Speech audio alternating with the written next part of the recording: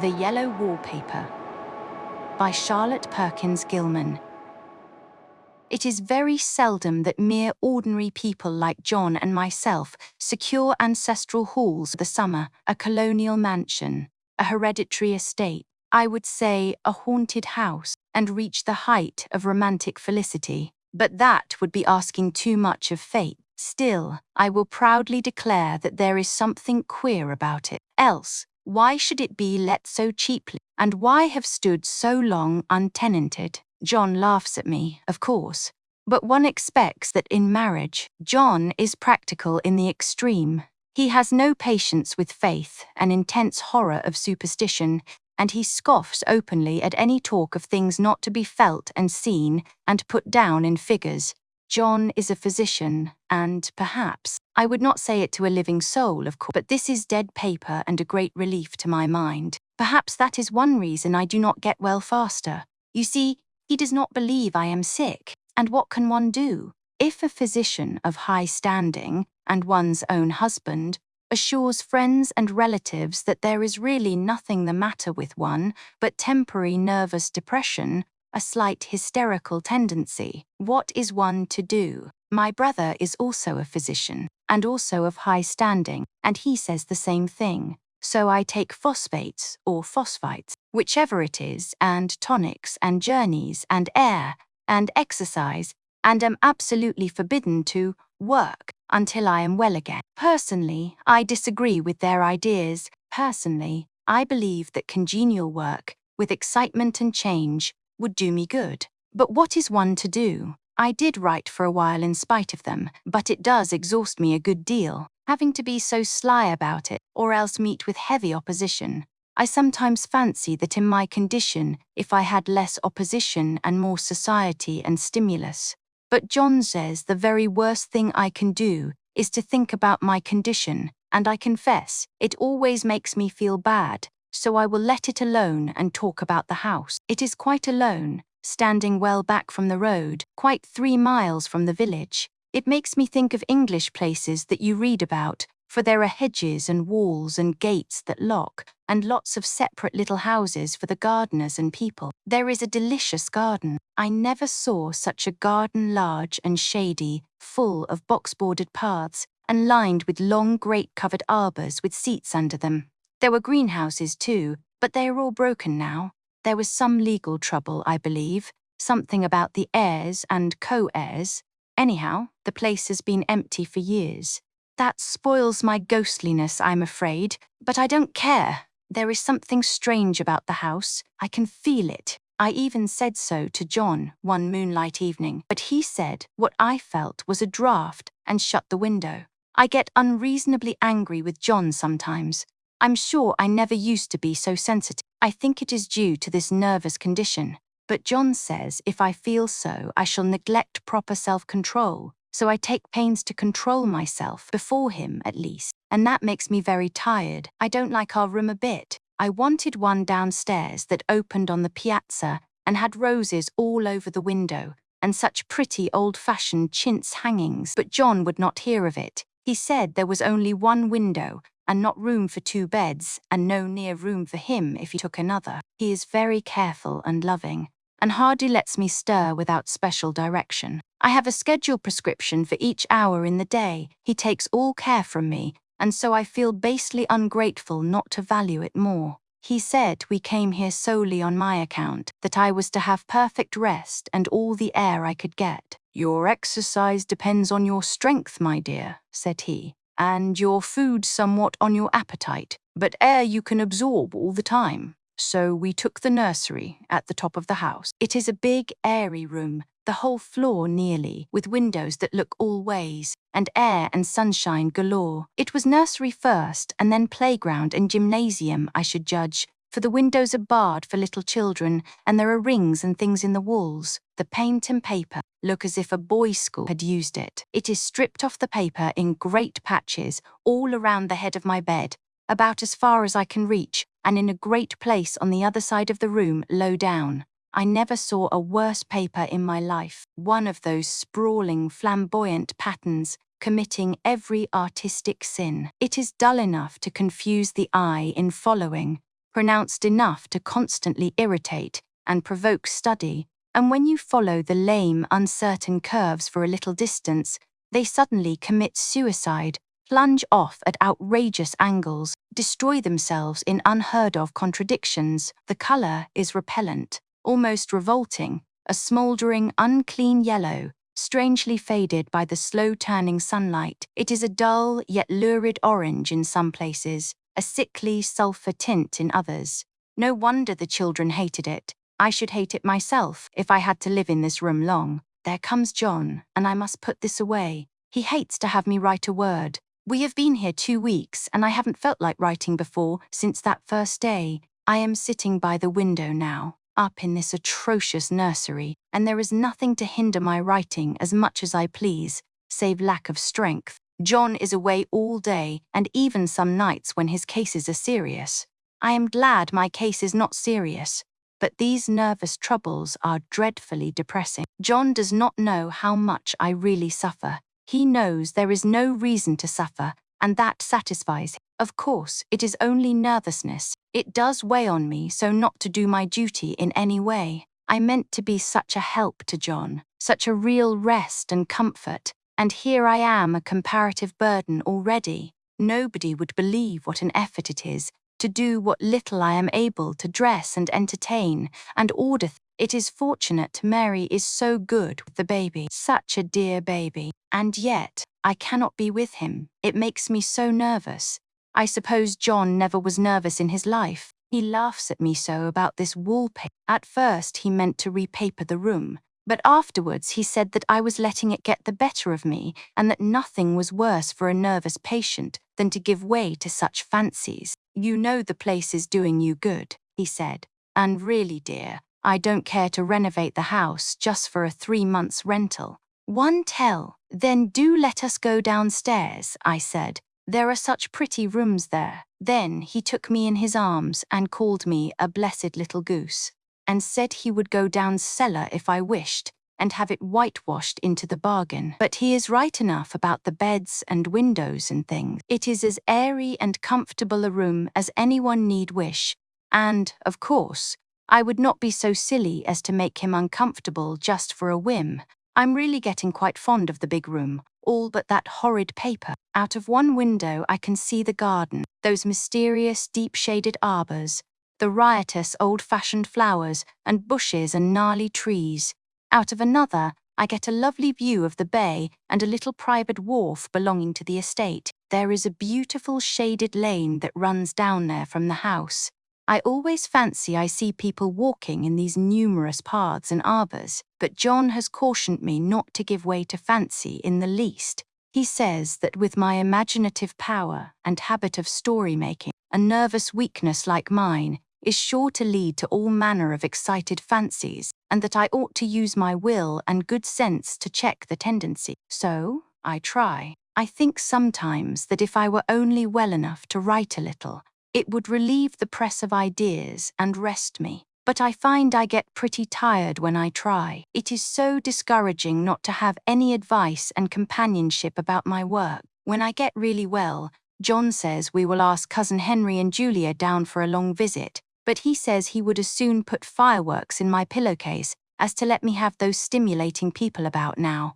I wish I could get well faster, but I must not think about that. This paper looks to me as if it knew what a vicious influence it had. There is a recurrent spot where the pattern lolls like a broken neck, and 2 bulbous eyes stare at you upside down. I get positively angry with the impertinence of it, and the everlastingness. Up and down and sideways they crawl, and those absurd unblinking eyes are everywhere. There is one place where 2 breadths didn't match, and the eyes go all up and down the line, one a little higher than the other. I never saw so much expression in an inanimate thing before, and we all know how much expression they have. I used to lie awake as a child and get more entertainment and terror out of blank walls and plain furniture than most children could find in a toy store. I remember what a kindly wink the knobs of our big old bureau used to have, and there was one chair that always seemed like a strong friend.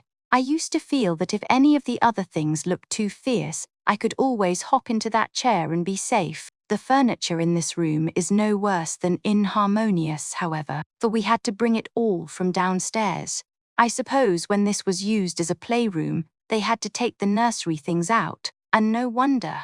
I never saw such ravages as the children have made here. The wallpaper, as I said before, is torn off in spots, and it sticketh closer than a brother. They must have had perseverance as well as hatred. Then the floor is scratched and gouged and splintered. The plaster itself is dug out here and there, and this great heavy bed, which is all we found in the room, looks as if it had been through the wars. But I don't mind it a bit, only the paper. There comes John's sister, such a dear girl as she is, and so careful of me. I must not let her find me writing. She is a perfect and enthusiastic housekeeper, and hopes for no better profession.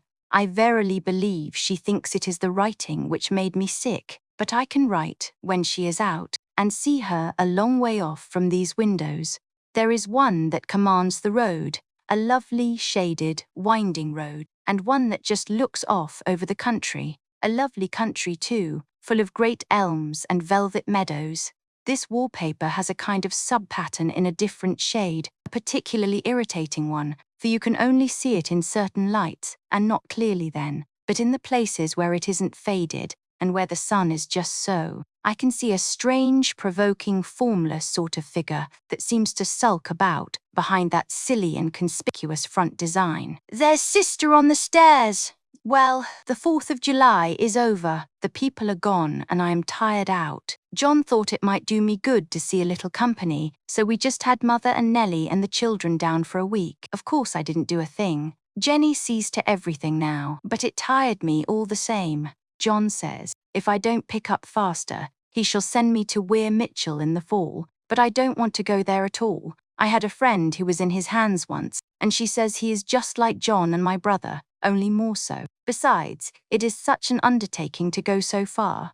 I don't feel as if it was worthwhile to turn my hand over for anything, and I'm getting dreadfully fretful and querulous. I cry at nothing, and cry most of the time. Of course I don't when John is here, or anybody else, but when I am alone.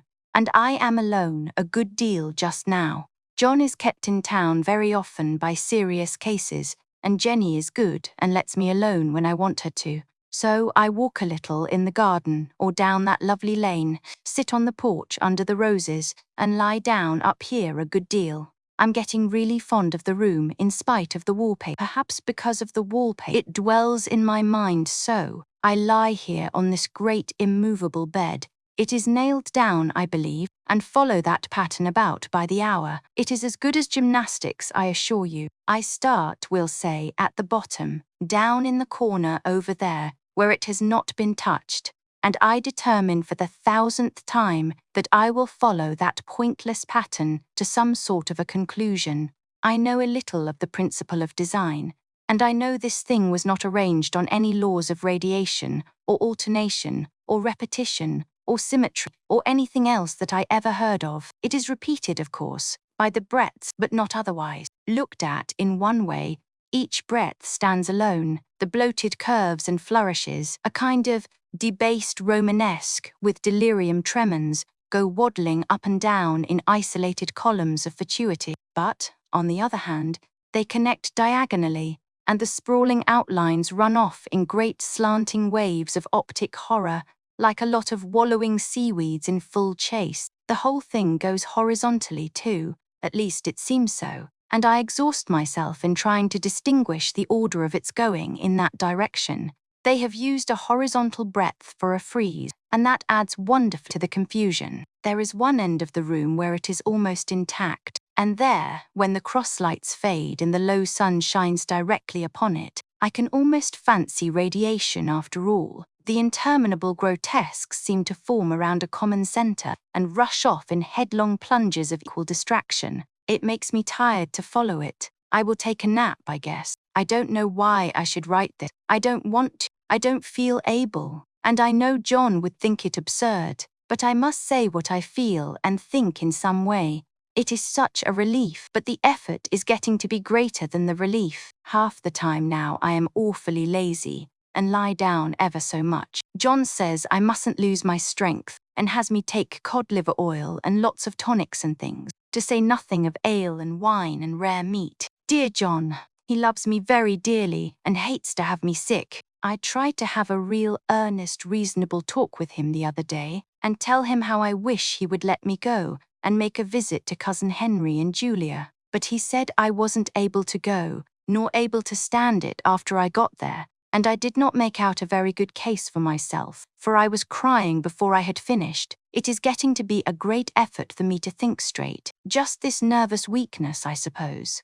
And dear John gathered me up in his arms and just carried me upstairs and laid me on the bed and sat by me and read to me till it tired my head. He said I was his darling and his comfort and all he had, and that I must take care of myself for his sake and keep well. He says no one but myself can help me out of it, that I must use my will and self-control and not let any silly fancies run away with me. There's one comfort, the baby is well and happy and does not have to occupy this nursery with the horrid wallpaper. If we had not used it, that blessed child would have. What a fortunate escape. Why, I wouldn't have a child of mine, an impressionable little thing, live in such a room for worlds.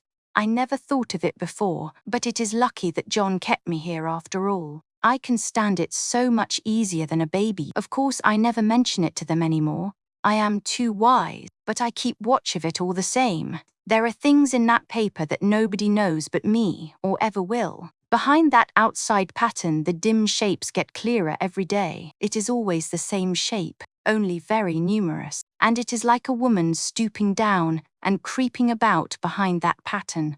I don't like it a bit. I begin to think, I wish John would take me away from here. It is so hard to talk with John about my case because he is so wise and because he loves me so. But I tried it last night. It was moonlight. The moon shines in all around, just as the sun does. I hate to see it sometimes. It creeps so slowly and always comes in by one window or another. John was asleep, and I hated to waken him.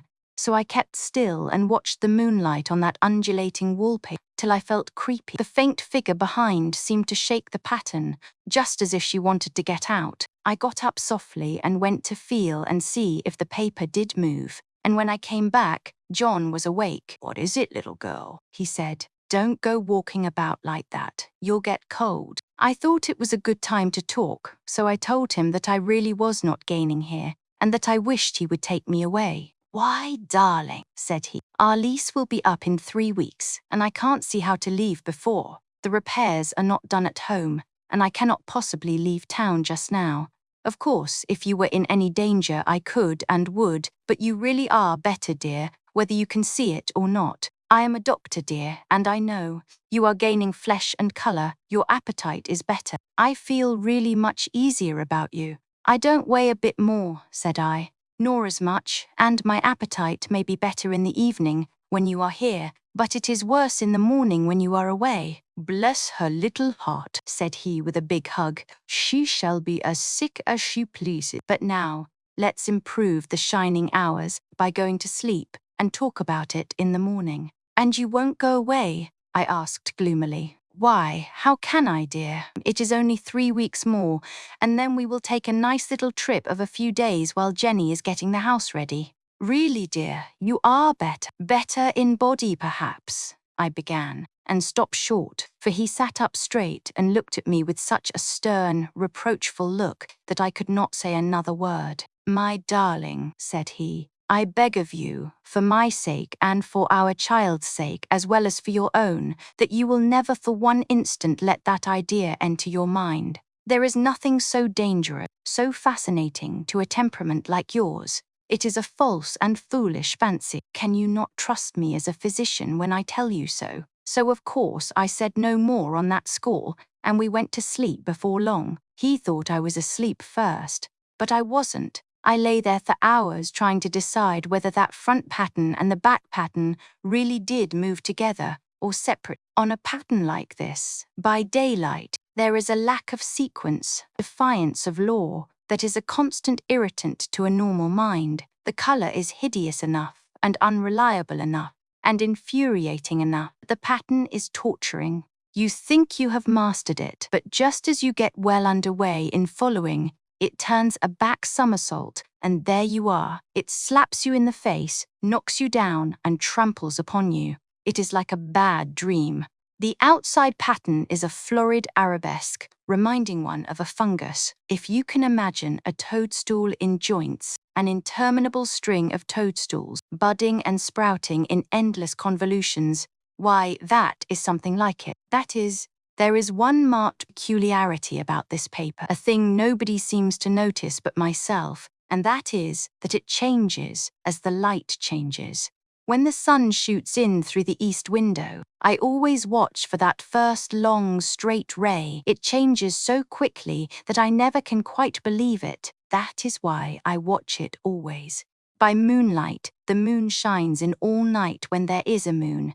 I wouldn't know it was the same paper. At night, in any kind of light, in twilight, candlelight, lamplight, and worst of all by moonlight, becomes bars, the outside pattern I mean, and the woman behind it is as plain as can be. I didn't realize for a long time what the thing was that showed behind, that dim but now I am quite sure it is a woman. By daylight she is subdued, quiet. I fancy it is the pattern that keeps her so still. It is so puzzling. It keeps me quiet by the hour. I lie down ever so much now. John says it is good for me, and to sleep all I can. Indeed, he started the habit by making me lie down for an hour after each meal. It is a very bad habit, I am convinced, for, you see, I don't sleep. And that cultivates deceit, for I don't tell them I'm awake. Oh no, the fact is, I am getting a little afraid of John. He seems very queer sometimes, and even Jenny has an inexplicable look. It strikes me occasionally, just as a scientific hypothesis, that perhaps it is the paper. I have watched John, when he did not know I was looking, and come into the room suddenly on the most innocent excuses, and I've caught him several times looking at the paper, and Jenny too. I caught Jenny with her hand on it once. She didn't know I was in the room, and when I asked her in a very quiet voice, with the most restrained manner possible, what she was doing with the paper, she turned around as if she had been caught stealing and looked quite angry, asked me why I should frighten her so. Then she said the paper stained everything it touched, that she had found yellow smooches on all my clothes, and John's, and she wished we would be more careful. Did not that sound innocent? But I know she was studying that pattern, and I am determined that nobody shall find it out but myself. Life is very much more exciting now than it used to be. You see, I have something more to expect, to look forward to watch. I really do eat better, and am more quiet than I was. John is so pleased to see me improve. He laughed a little the other day, and said, I seem to be flourishing in spite of my wallpaper. I turned it off with a laugh. I had no intention of telling him it was because of the wallpaper. He would make fun of me. He might even want to take me away. I don't want to leave now until I have found it out. There is a week more, and I think that will be enough. I'm feeling ever so much better. I don't sleep much at night, for it is so interesting to watch developments, but I sleep a good deal in the daytime. In the daytime it is tiresome and perplexing. There are always new shoots on the fungus, and new shades of yellow all over it. I cannot keep count of them, though I have tried conscientiously. It is the strangest yellow, that wallpaper. It makes me think of all the yellow things I ever saw. Not beautiful ones like buttercups, but old, foul, bad yellow things. But there is something else about that paper, the smell. I noticed it the moment we came into the room. With so much air and sun, it was not bad. Now we have had a week of fog and rain, and whether the windows are open or not, the smell is here. It creeps all over the house. I find it hovering in the dining room, skulking in the parlor, hiding in the hall, lying in wait for me on the stairs. It gets into my hair. Even when I go to ride, if I turn my head suddenly and surprise it, there is that smell. Such a peculiar odor, too. I have spent hours in trying to analyze it, to find what it smelled like. It is not bad at first, and very gentle, but quite the subtlest, most enduring odor I ever met. In this damp weather, it is awful. I wake up in the night and find it hanging over me. It used to disturb me at first. I thought seriously of burning the house to reach the smell, but now I am used to it. The only thing I can think of that it is like the color of the paper, a yellow smell. There is a very funny mark on this wall, low down near the mopboard, a streak that runs round the room. It goes behind every piece of furniture, except the bed, a long, straight, even smooch, as if it had been rubbed over and over. I wonder how it was done and who did it, and what they did it for. Round and round and round, round and round and round. It makes me dizzy. I really have discovered something at last. Through watching so much at night, when it changes so, I have finally found out. The front pattern does move, and no wonder. The woman behind shakes it. Sometimes I think there are a great many women behind, and sometimes only one, and she crawls around fast, and her crawling shakes it all over. Then in the very bright spots she keeps still, and in the very shady spots she just takes hold of the bars and shakes them hard. And she is all the time trying to climb through, but nobody could climb through that pattern. It strangles so. I think that is why it has so many heads. They get through, and then the pattern strangles them off and turns them upside down, and makes their eyes white. If those heads were covered or taken off, it would not be half so bad. I think that woman gets out in the daytime, and I'll tell you why, privately. I've seen her. I can see her out of every one of my windows. It is the same woman I know, for she is always creeping, and most women do not creep by daylight. I see her on that long shaded lane, creeping up and down. I see her in those dark grape arbors, creeping all around the garden. I see her on that long road under the trees, creeping along, and when a carriage comes, she hides under the blackberry vines. I don't blame her a bit. It must be very humiliating to be caught creeping by daylight. I always lock the door when I creep by daylight. I can't do it at night, for I know John would suspect something at once, and John is so queer now that I don't want to irritate him. I wish he would take another room. Besides, I don't want anybody to get that woman out at night but myself. I often wonder if I could see her out of all the windows at once, but, turn as fast as I can only see out of one at one time, and though I always see her, she may be able to creep faster than I can turn. I have watched her sometimes, away off in the open country, creeping as fast as a cloud shadow in a high wind. If only that top pattern could be gotten off from the under one. I mean to try it, little by little. I have found out another funny thing, but I shan't tell it this time. It does not do to trust people too much. There are only 2 more days to get this paper off, and I believe John is beginning to notice. I don't like the look in his eyes, and I heard him ask Jenny a lot of professional questions about me. She had a very good report to give. She said I slept a good deal in the daytime. John knows I don't sleep very well at night, for all I'm so quiet. He asked me all sorts of questions too, and pretended to be very loving and kind, as if I couldn't see through him. Still, I don't wonder he acts so, sleeping under this paper for 3 months. It only interests me, but I feel sure John and Jenny are secretly affected by it. Hurrah! This is the last day, but it is enough. John is to stay in town overnight, and won't be out until this evening. Jenny wanted to sleep with me, the sly thing, but I told her I should undoubtedly rest better for a night all alone. That was clever, for really I wasn't alone a bit. As soon as it was moonlight and that poor thing began to crawl and shake the pattern, I got up and ran to help her.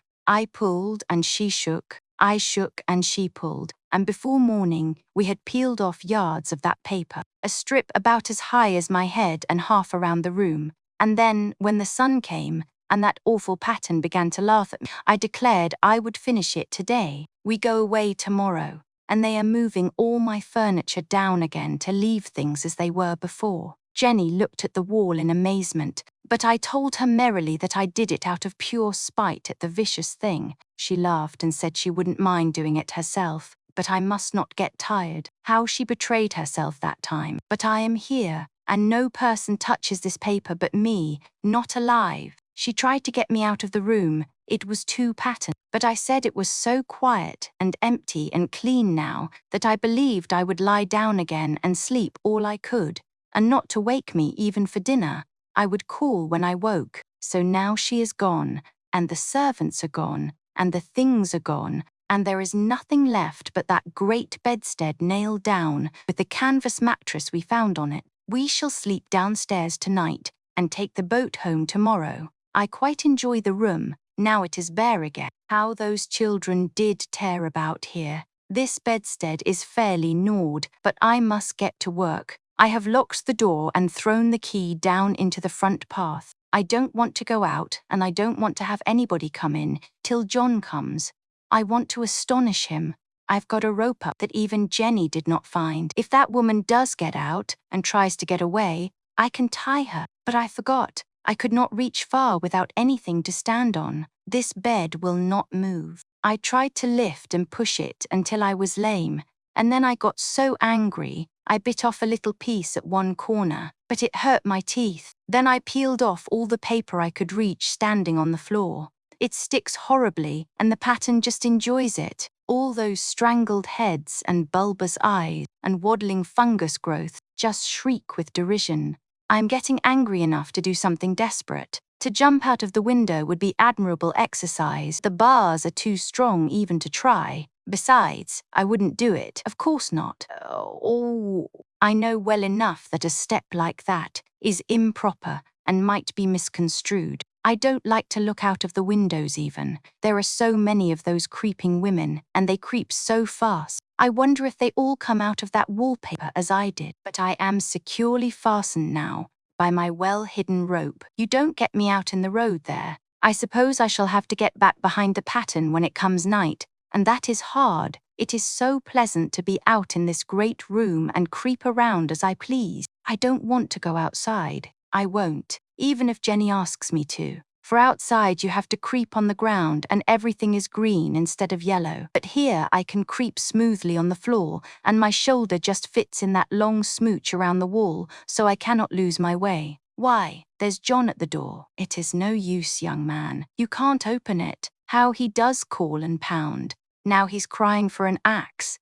It would be a shame to break down that beautiful door. John dear, said I in the gentlest voice, the key is down by the front steps, under a plantain leaf. That silenced him for a few moments. Then he said, very quietly indeed, open the door, my darling. I can't, said I. The key is down by the front door under a plantain leaf. And then I said it again several times, very gently and slowly, and said it so often that he had to go and see, and he got it, of course, and came in. He stopped short by the door. What is the matter? He cried. For God's sake, what are you doing? I kept on creeping just the same, but I looked at him over my shoulder. I've got out at last, said I, in spite of you and Jane, and I've pulled off most of the paper, so you can't put me back. Now why should that man have fainted? But he did, and right across my path by the wall, so that I had to creep over him every time.